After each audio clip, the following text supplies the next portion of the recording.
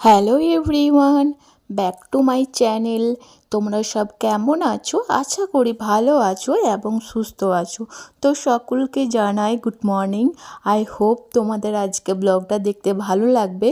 তো চলো আজকে ঝটপট করে তোমাদের কি আজকে দেখতে পাচ্ছ, আমি একটি বেগুন নিয়ে বসেছি, কারণ বেগুন ভাজা আমরা অনেকেই কম বেশি বেগুন ভাজার লাভার বলতে পারো। আর সত্যি কথা বলতে গেলে এখন শীতের সবজি প্রচণ্ড পরিমাণে খেতে বেশ ভালো লাগে, কারণ যেহেতু অনেকটা তাজা তাজা থাকে, অনেক ফ্রেশ থাকে। তো সেই জন্যে না শীতকালে ম্যাক্সিমাম যারা সবজি খায় না তারাও কিন্তু লাভার হয়ে যাবে, সবজি লাভার। তো চলো তার আগে না লবণ আর হলুদ দিয়ে এটা ডলে নিই। আর আমার মতন কি মানে স্পিক করতে তোমাদেরও কি ভালো লাগে এরকম হাত দিয়ে? না ঠান্ডা দিনে এই হাত দিয়ে মাখামাখি ব্যাপারটা না একদম ভালো লাগে না। তো সেই জন্য বেগুনগুলোকে একবার দেখে নাও, ধিন তা তা করে নাচিয়ে নিলাম। তো এইগুলো নাচিয়ে নেওয়ার পর কিন্তু ভালোভাবে একের অপরে ছন্দবেশে খুব সুন্দর সবাই কিন্তু লবণ আর হলুদ মেখে নিল। তো তোমরা নিজেরাই দেখতে পাচ্ছ, আমার মতন যারা ঠান্ডা একটু ভয় পাও জলে হাত দিতে, তাদের জন্য বললাম এভাবে নাচিয়ে নিও বেগুনগুলোকে। দেন তারপরে যে আটা মাখা শুরু করেছি, কারণ রাত্রে এই ব্লগটা রাত্রে কার ব্লগ। তো আর এই যে পেঁপে ছিল, আমার আব্বু এসেছিলো, তো তখন পেঁপে নিয়ে এসেছিলো। তো ওই পেঁপে কিছুটা খাবো। তো তার আগে ভাবলাম একটু তেল দিয়ে দিই এই কড়াইটাতে। তো দেন তারপর তেলটা ভালোভাবে হওয়ার পর কিন্তু বেগুনগুলো দেব। তো বেগুন ভাজার ক্ষেত্রে প্রথমেই বলে থাকি, আমরা যখন বেগুন ভাজি তখন অনেককে বেশি একটু বেগুন ভাজা মানে বেশি তেল লাগবে, বেশি তেল দিয়ে ভাজতে হবে, একদম এই কথাটা ভুল। তো অল্প তেলেও কিন্তু বেগুন ভাজা যায় খুব সুন্দর, একদম স্পঞ্জভাবে। তো সেজন্যে তোমাকে তেলটা ভালোভাবে হিট করতে হবে। দেন তারপরে এই যে দেখতে পেলে আমি এই যে একদম ওভেনে একদম স্লো করে দিলাম, একদম স্লো, যেরকম মিষ্টি একটি টিপ টিপ করে যেরকম জলে সেরকম একটা দিয়ে দিলাম। দেন তারপর এটা মানে এবার দেখো, এখন তো হাত দিতেই হবে আমাকে। তো সেজন্যে যখন হাত দেব তেলের মধ্যে যখন ছাড়বো, তখন ওই লবণ হলুদ মাখা তখন হাতে করে যেগুলো লাগেনি ভালো করে, সেগুলো তুমি নিজে করে এভাবে তুমি দিয়ে দেবে। তার আগে তোমাকে আর হাত দিতে হলো না। তো সেই জন্যই যখন বেগুন ভাজবে তখন ওই লবণ হলুদ দিয়ে এভাবে একবার দিনটা করে নাচিয়ে নেবে, তাহলে তোমাকে তখন না হাত দিলেও হবে। বাকি কাজ যদি সামনে থাকে সেগুলো তুমি করে নিতে পারবে, আর দ্বিতীয়বার করে হাত ধোয়াটা ব্যাপারটা থাকবে না। আর এখন সবগুলো আমার বেগুনগুলো দিয়ে দিলাম, সমস্ত ধরেও গেছে।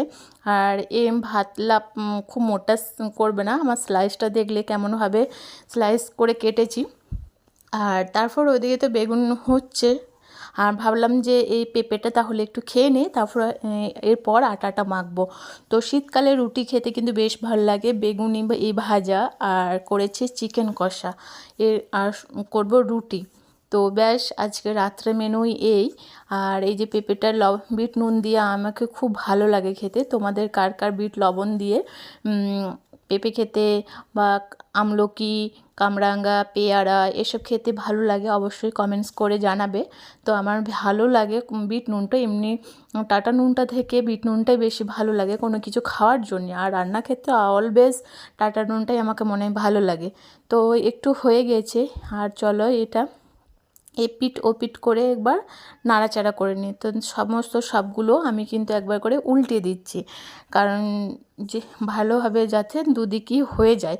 আর দেখতে পাচ্ছ এই যে একটা ছড়ে দৌড়ে চলে গেছে, কিন্তু খুব দুষ্টুমি করছে, তাই না? আর আমার কড়াইয়ের মধ্যে দেখতে পাচ্ছ তেল, কিন্তু সমস্ত তেলটা কিন্তু এটা না টেনে নিয়েছে, কারণ যেহেতু বেগুনগুলো সেদ্ধ হওয়ার মতন অনেকটাই তেল দিয়েছে দেখতে পাচ্ছিলে। তো এই তেলটা না এখন আর দেবো না, আর এর মধ্যেও আর একটু তেল লাগবে। তো এখন দেবো না, এখন হবে ভালোভাবে একটু ওই তেলের মধ্যেই কিন্তু ভালোভাবে এটা সেদ্ধ হয়ে যাক। সেদ্ধ হওয়ার পর কিন্তু দেন আমি আর একটু তেল দেবো, কারণ বেগুন ভাজা মানে একটু নরম হাতে করে গরম গরম গরম ভাতের সঙ্গে বা গরম গরম রুটির সঙ্গে তুমি একটু ডলে যখন বেগুনিটা যখন তুমি টানবে, তখন ওখান থেকে যে একটু তেলের লেয়ার বেরোনো, হয়তো আমাদের শারীরিক স্বাস্থ্যপক্ষে খুবই ভালো নয় এত তেল খাওয়া, কিন্তু সেই তেলটা খুব ভালো লাগে খেতে। তো এই জন্যেই বলছি এখন ওই তেলটা দেবো না, আর একটু তেল লাগবে। তো ভালোভাবে সেদ্ধ হওয়ার পরে কিন্তু এই উপর থেকে তেলটা এই যে ঢেলে দেব।